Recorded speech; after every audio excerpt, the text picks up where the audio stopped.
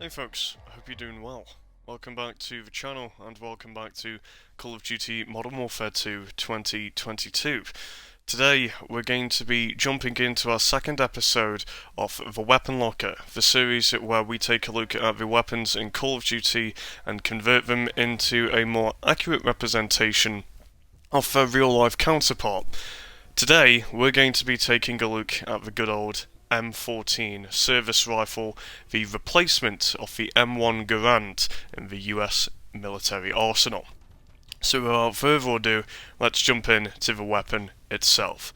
What you're going to need to make the M14 is the SO-14 battle rifle.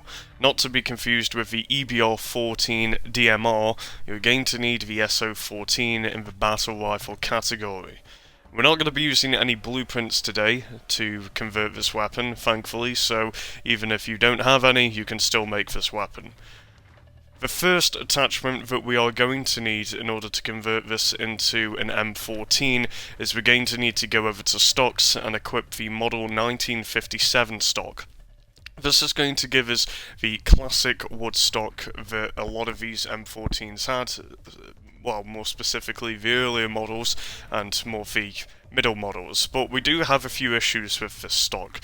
As you can see towards the front of the weapon, on the handguard, we still have Picatinny rails on the weapon. The earlier models of this weapon would not have these, however, because this is Call of Duty, we have to give it a bit of leeway, but we're going to be trying to make this a somewhat early version, maybe somewhere in between. But that's the only issue that we have there, is the Picatinny rails.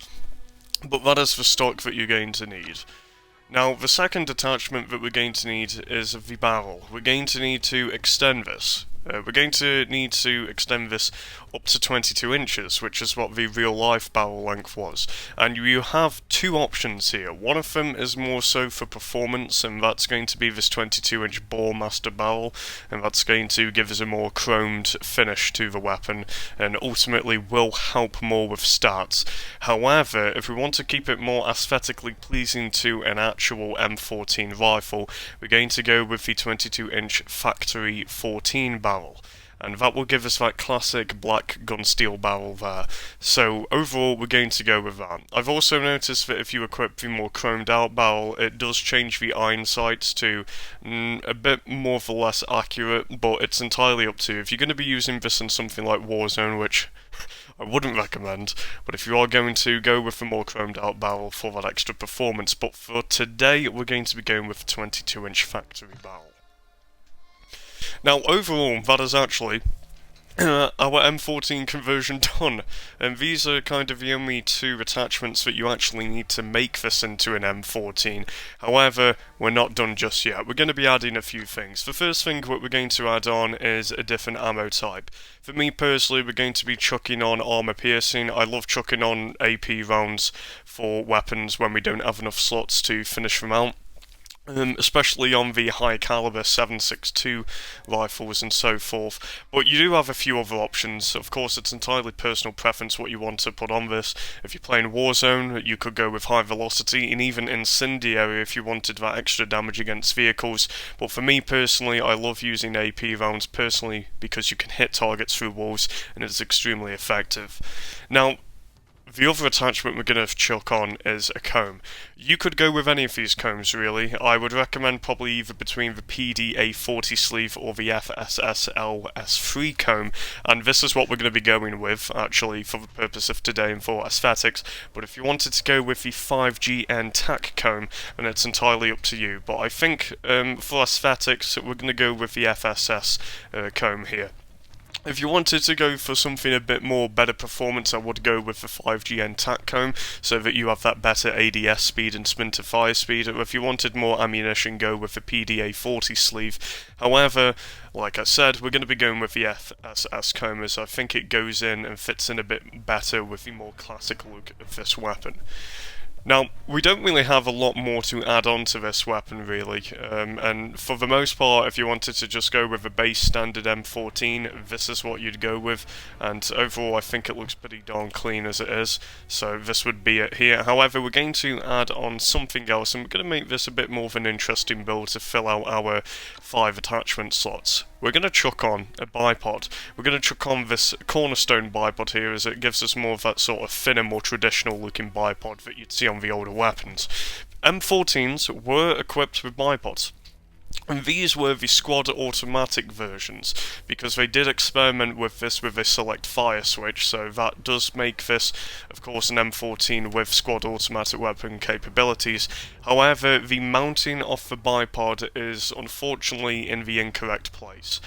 Typically, in real life, the older models would be equipped with the bipod underneath the barrel itself, more towards the front end. However, it mounts it on the Picatinny rail here, which is the only issue that we have with this. However, we can utilise this as a squad automatic version with the bipod there, so that's a bit interesting. And of course we can chuck it into full auto, slam ourselves down into prone, and hit the enemies with full 7.62 AP rounds.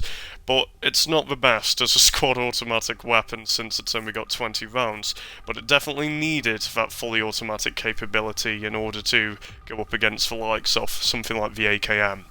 We're not going to be extending the magazine. You could if you wanted to, however we're not going to be.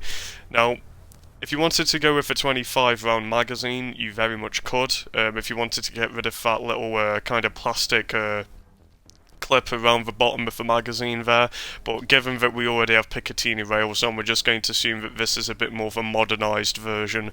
But you could chuck that on there if you wanted to. We're not going to be putting an optic on. If we were to put an optic on, then we would get this Picatinny rail on top, and if we wanted to put a sniper mount on, which would turn this into an M21, which I may do a conversion on later down the line, and I think that deserves a video of its own, so if you do want to see that, do let me know in the comments.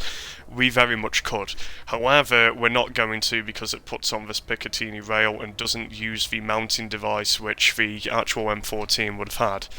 For the same purpose, this is a weapon from the 1950s and 60s. We're not going to be putting a laser on, and we're not going to be putting on a muzzle attachment either, because this does, although it's not the exact correct muzzle device, it would be on the end, it's the closest that we have out of any of the ones in the game. We could also put a suppressor on, but once again we're more leaning towards that of an M21, so we're going to go without. Overall though, that is our build complete there, so without further ado, let's jump into the firing range and take a look at the weapon inspection and then go over some history.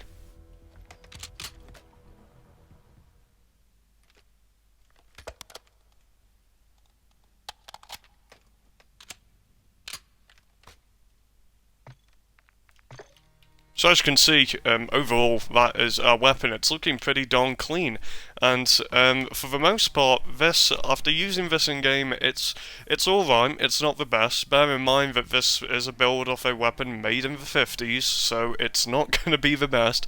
However, I've actually seen quite some decent success with it on longer range maps, especially if you can get down prone with the bipod. Maybe not in fully automatic fire, but semi-auto it does a pretty decent job.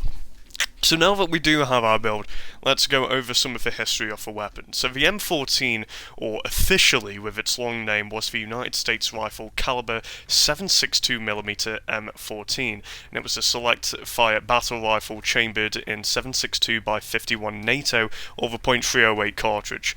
It became the standard issue rifle for the US military in 1957, and it replaced the M1 Garand service rifle in the US Army by 1958, and the US Marine Corps by 1965, so quite late on for the US Marines there. The M14 was used by the US Army, Navy and Marine Corps for basic and advanced individual training from the mid-1960s to the early 1970s. The weapon had a 20-round magazine, and there was over 1.3 million of these weapons made. Now, the M14 was the last American battle rifle issued in quantity to the US military personnel. In 1967, it was officially replaced by the M16 assault rifle, the one that we know, good old Unfortunately, of course, the M16 had a few buffs over the M14, that mean it was a lighter weapon with a smaller intermediate cartridge, and the M14 rifle remains in limited service across all branches of the US military, with variants used as snipers and DMRs such as the EBR-14 or the Mark 14 EBR, designated marksman rifle, and so forth. The weapon is still used as a competition weapon and in ceremonial services by the Honor Guards, Colour Guards and drill teams and ceremonial guards. Civilian semi-automatic variants are used for hunting and target shooting. The M14 served as a basis for the M21 sniper rifle and M25, which were eventually replaced by the M24 and a new variant of the M14 which I mentioned earlier, the Mark 14 EBR, which has been in service since 2002. Now, the weapon has since been replaced, it's no longer in frontline service with the US. However, the weapon has been used since the Vietnam War up until even seen service in the 2022 Russian invasion of Ukraine. So it is still being used by forces around the globe, including insurgent groups and third world countries, and even, of course, as I mentioned, in Ukraine, likely by Ukraine itself, and potentially by Russia if they're being captured. So that's the M14 rifle there. I hope you did enjoy this video. If you did, please leave a like and consider subscribing to the channel, and please leave a comment down below what weapon you would like me to convert next. Whether it's an older weapon or something completely new and modern, please do let me know. Feedback is always appreciated. Apart from that, I hope you all do have a lovely day.